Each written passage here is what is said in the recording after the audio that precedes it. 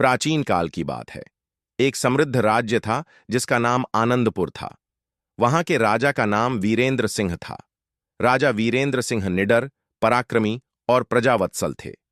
उन्होंने अपने राज्य को खुशहाल और सुरक्षित बना रखा था। उनकी रानी का नाम थी रानी सुहानी, जो अत्यंत बुद्धिमान और करुणामयी थीं।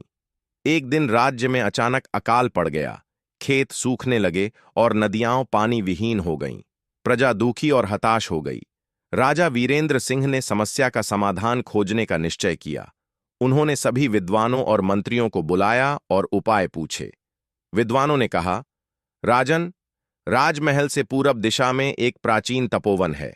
वहां एक चमत्कारी जल स्रोत है, लेकिन उसे प्राप्त करना अत्यंत कठिन है। वहां की रक्षा एक महाकाय राक्षस करता है। राजा वीरेंद्र सिंह ने निश्चय किया कि वे स्वयं उस जल स्रोत को प्राप्त करेंगे। रानी सुहानी ने भी साथ चलने का आग्रह किया। राजा ने पहले मना किया, लेकिन रानी के आत्मविश्वास और साहस को देखकर उन्हें अनुमति दे दी। मार्ग में दोनों ने कठिन यात्रा शुरू की। अंत दुर्गम पहाड़, घने जंगल और भयंकर जीवों का सामना करना पड़ा। तब वे उस तपोवन पहुंचे। वहां राक्षस का सामना हुआ।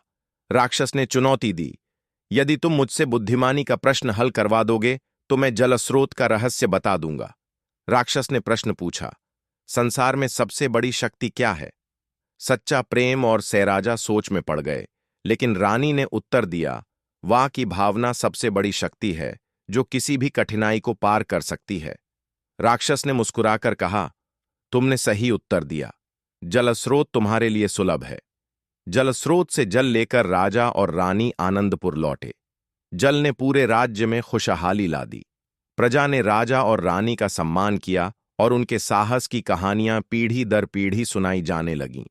इस प्रकार राजा वीरेंद्र सिंह और रानी सुहानी ने अपने प्रेम और बुद्धिमानी से राज्य को बचाया और सदैव के लिए अमर हो गए।